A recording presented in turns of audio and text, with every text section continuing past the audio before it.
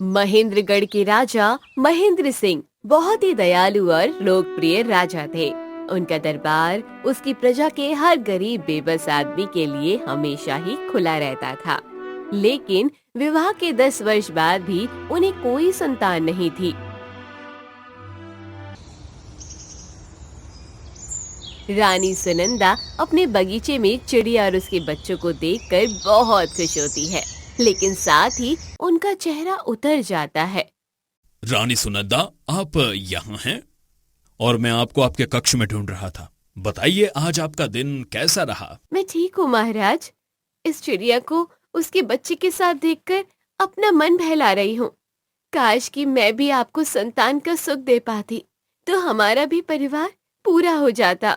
धैर्य रखिए महारानी, परमात्मा एक दिन हमें भी संतान सुख से भर देंगे और हमारी प्रजा भी तो हमारे बच्चे की तरह ही है, जो हम दोनों को खूब प्यार करती हैं। राजा रानी बात ही कर रहे थे कि तभी वहाँ पे मंत्री का आगमन होता है। महाराज की जय हो। महाराज, मैं आपके लिए एक खबर लाया हूँ। हमारे राज्य की सीमा में एक साधु बाबा आए हैं जिन्हें सिद्धि प्राप्त है। मुझे लगता है कि आपको उनके पास जाना चाहिए। क्या पता उनके आशीर्वाद से आपको संतान की प्राप्ति हो जाए। अरे वाह वाह मंत्री जी, क्या खबर सुनाई है। ऐसा करते हैं, हम कल सुबह ही निकल जाते हैं उनसे आशीर्वाद लेने। ये सुनकर राजा और रानी बहुत ही खुश होते हैं और अगले दिन ही वो साधु से मिलने के लिए चले जाते हैं। वहाँ पहुंचकर राजा देखता है कि साधु बाबा अपने ध्यान में बैठे हुए हैं। तभी रानी साधु को आवाज लगाते हुए कहती है, साधु महाराज आंखें खोलिए। साधु महाराज। क्या बात है राजन, आप दोनों आज सुबह सुबह मुझसे मिलने आए? निश्चय ही कोई विशेष बात है। आचार्य महाराज, दरअसल बहुत साल बीत गए हैं, लेकिन हम दोनों आज भी निसंतान हैं। इसीलिए हम आपका आशीर्वाद लेने आए हैं। कृपया हमें संतान प्राप्ति का वरदान दीजिए महाराज। अच्छा, तो ये बात है, मैं तुम्हारी सहायता जरूर करूंगा। इतना कहकर साधु महाराज हवा में अपना हाथ घुमाते हैं और अपनी शक्तियों से एक आम का फल लाते हैं और रानी को देते हुए कहते हैं, ये लो पुत्री, इसे अपने साथ ले जाओ और अपने महल में जाके इसे खा लेना। राजा महेंद्र और रानी सुनंदा खुशी खुशी महल को लौट जाते हैं। आचार्य के कहे अनुसार रानी गर्भवती हो गई और जल्दी ही वो घड़ी भी आ गई जिसका राजा और रानी बरसों से इंतजार कर रहे थे। महाराज, आप चिंतित न हो। आप प्रतीक्षा की घड़ी खत्म होने को आई है। किसी भी पल इस राज्य को एक वारिस मिलने वाला है। मंत्री जी, मैं कैसे बताऊं कि इस वक्त मेरे मन में क्या चल रहा है। ऐसा प्रतीत होता है कि उत्सुकता और तनाव दोनों एक साथ मेरे रगों में दौड़ रहा है। तभी राज दरबार में एक दासी आती है और राजा से कहती है, बधाई हो महाराज, रानी सुनंदा ने एक पुत्र को जन्म दिया है तथा रानी और राजकुमार दोनों ही स्वस्थ हैं। वाह, अति उत्तम। ये लो उपहार, तुम मेरी तरफ से रखो। राजा ने दासी को एक कीमती हार तोहफे में दे दिया और रानी के कक्ष की तरफ निकल गई। राजा और रानी संतान प्राप्ति से बहुत खुश थे। तभी रानी बोली, हे भगवान, तेरा लाख लाख शुक्र है कि आज हमें भी माता पिता बनने का सौभाग्य प्राप्त हुआ। हम इसका नाम सात्विक रखेंगे।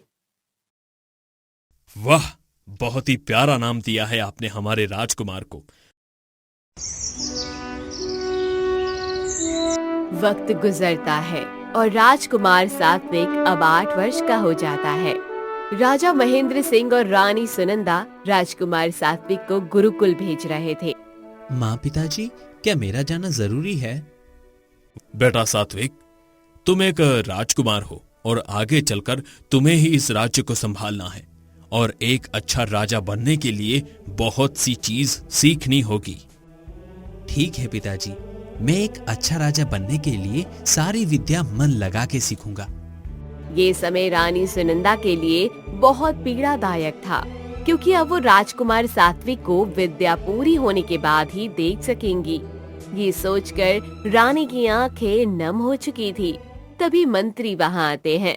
महाराज की जय हो। महाराज, राजकुमार सात्विक की सवारी तैयार है। अच्छा माँ, मुझे अब आज्ञा दीजिए। राजकुमार सात्विक मंत्री के साथ गुरुकुल के लिए निकल पड़ता है।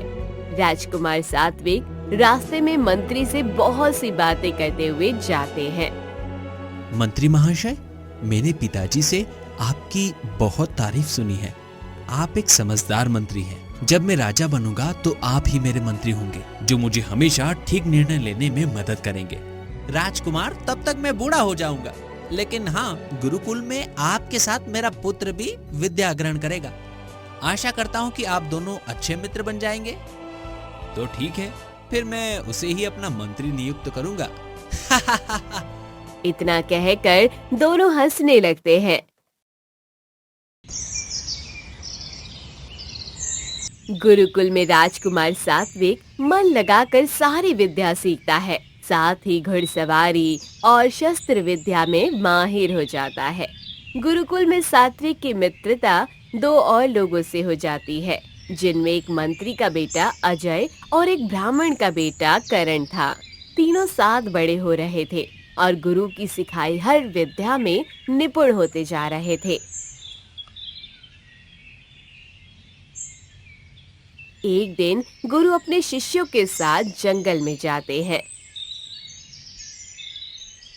तुम तीनों को सामने लगे सेब को अपना निशाना बनाना है। तुम सबको सिर्फ एक ही मौका दिया जाएगा। जिसका निशाना नहीं चूकेगा वो इस प्रतियोगिता को जीतेगा। तीनों अपने धनुष पे बाण चढ़ाते हैं और निशाना लगाते हैं। तीनों में से किसी का भी निशाना नहीं चूकता, बल्कि तीनों तीर एक ही साथ उस सेब को भेद देते हैं। ये देख के साधु बहुत खुश होते हैं और कहते हैं, तुम तीनों ने मेरे सिखाए हर पाठ को अच्छे से सीखा है। अब तुम्हारी विद्या पूरी होती है। तुम तीनों अपने घर लौट सकते हो, लेकिन जाने से पहले मैं तुम तीनों को कुछ देना चाहता हूँ। फिर गुरु आचार्य सात्विक को एक तलवार, अजय को एक हथौड़ा और कर्ण को एक कमंडल देते हैं और कहते हैं, सात्विक, ये जो तलवार है ये कोई मामूली तलवार नहीं है। इसके एक प्रहार से तुम बड़े से बड़े पर्वत को चीरकर रास्ता बना सकते हो। जब तक ये तुम्हारे हाथ में है तुम अकेले ही 10,000 की सेना पर भी भारी पड़ोगे। और अजय, तुम्हारे हाथ में जो ये हथौड़ा है इससे तुम कुछ भी बना सकते हो। इस हथौड़े की मदद से बड़ी से बड़ी इमारत तुम कुछ ही मिनटों में बना सकते हो। और कर्ण, तुम इस कमंडल के पानी से पूरी की पूरी सेना के झक में भर सकते हो।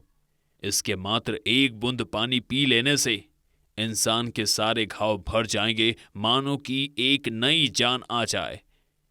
यदि तुम तीनों एक साथ रहे तो इस दुनिया की कोई भी ताकत तुम्हारा मुकाबला नहीं कर पाएगी। जाओ मेरे बच्चों, हमेशा अच्छे काम करना।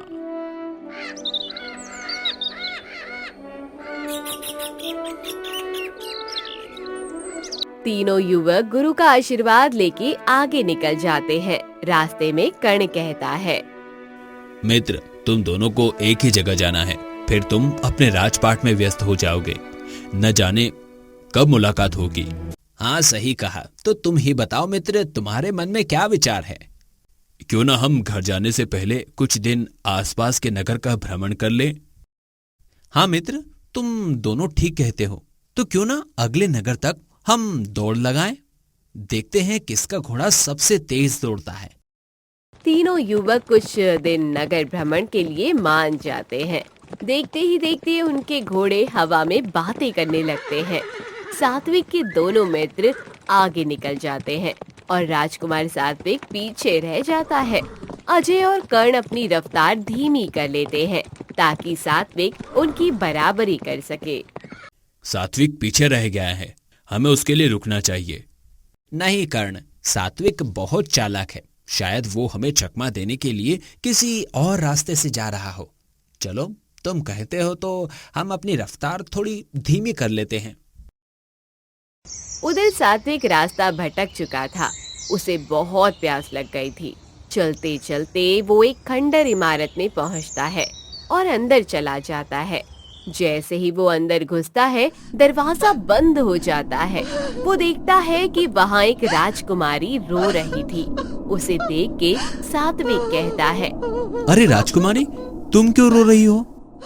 मैं तो तुम्हारे लिए रो रही हूँ, क्योंकि तुम अब बाहर नहीं जा सकते।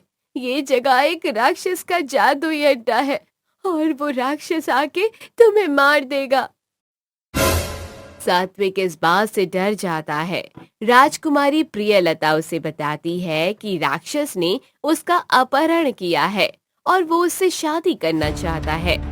राजकुमारी प्रियलता, मैं तुम्हें इस राक्षस के चंगुल से छुड़ाऊंगा, लेकिन पहले तुम मुझे कहीं छुपा दो और जब राक्षस आएगा तो उसे उसका राज पूछ लेना। इतना कहकर राजकुमारी उसे एक बक्से में छुपा देती है। थोड़ी देर में राक्षस भी वहां आ जाता है। वो राजकुमारी से कहता है, मुझे यहाँ मनुष्य की सुगंध आ रही है, बताओ कौन आया था यहाँ? लगता है तुम्हारी तबीयत खराब है। तुम्हारे डर से यहाँ एक चिड़िया तक नहीं आती, तो इंसान कहाँ से आएगा? राक्षस उसकी बात मान जाता है। फिर राजकुमारी उससे कहती है, अरे राक्षस, तुम सुबह निकल जाते तो मैं यहाँ अकेली रहती हूँ। अगर तुम्हें किसी ने मार दिया और तुम ना लौटे तो मैं क्या करूँगी? राक्षस राजकुमारी की बातें सुनकर हंसता हुआ बोला, मुझे मारना नामुमकिन है। जब तक कोई उस सामने वाले खंबे को न तोड़े तब तक मैं नहीं मानूंगा। और ये बात किसी ने सुनी ही नहीं तो कोई बेवजह से क्यों तोड़ेगा? ये सारी बातें सात्विक बक्से में छुपकर सुन रहा था। अगली सुबह राक्षस के जाने के बाद सात्विक बक्से से निकलता है और राजकुमारी से कहता है, मैंने कल रात सारी बातें सुन ली। उस राक्षस की जान इस खंबे में है। मैं अभी से अपनी तलवार से चीर दूंगा। इतना कहते ही सात्विक अपनी तलवार से उस खंबे को 2 हिस्सों में चीर देता है और राक्षस मर जाता है। राक्षस के मरते ही राजकुमारी के पैर से जादुई बेड़ी टूट गई। राजकुमारी आजाद हो गई। अब राजकुमारी अपने घर जा सकती थी। राजकुमारी, अब आप आजाद हैं। चलिए, मैं आपको आपके राज्य में छोड़ देता हूँ। राजकुमार सात्विक, तुमने ना मेरी जान बचाई बल्कि मेरा दिल भी जीत लिया है। क्या तुम मुझसे विवाह करोगे?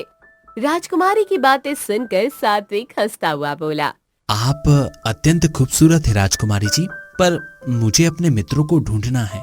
हम तीनों एक साथ ही गुरुकुल से निकले थे। फिर सात्विक ने अब तक की कहानी राजकुमारी को बता दी और फिर राजकुमारी को उसके राज्य छोड़ने के लिए निकल पड़ा। कुछ देर चलने के बाद दोनों एक तालाब के किनारे पानी पीने के लिए रुके। तभी किसी ने सात्विक पर पीछे से वार किया। तुमने इसे क्यों मार डाला? तुम्हारी दुश्मनी हमारे राज्य से है ना? इसने तुम्हारा क्या बिगाड़ा था? राजकुमारी ने रोते हुए उस दुष्ट राजा से कहा, पर उसने राजकुमारी की एक न सुनी और उसे अपने साथ लेकर चला गया। उधर रानी सुनंदा अपने पुत्र को देखने के लिए तरस रही थी, लेकिन उन्हें क्या पता था कि राजकुमार सात्विक अब इस दुनिया में नहीं रहे। महाराज, आप कुछ कीजिए, हमारे राजकुमार को किसी भी तरह ढूंढ कर ले आइए। महारानी, आप चिंतित न हो। राजकुमार सात्विक जहाँ होंगे ठीक ही होंगे। राजा महेंद्र सिंह ने फौरन अपने सैनिकों की एक टुकड़ी राजकुमार सात्विक की खोज करने के लिए भेज दी।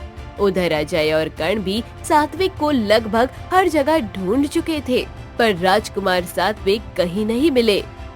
अजय, मुझे लगता है हमारा मित्र सात्विक किसी मुसीबत में फंस चुका है, नहीं तो वो अब तक हमें क्यों नहीं मिला?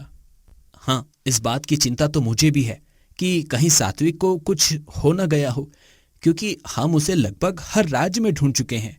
बस यही एक राज्य बचा है। चलो, हम अंदर चलते हैं।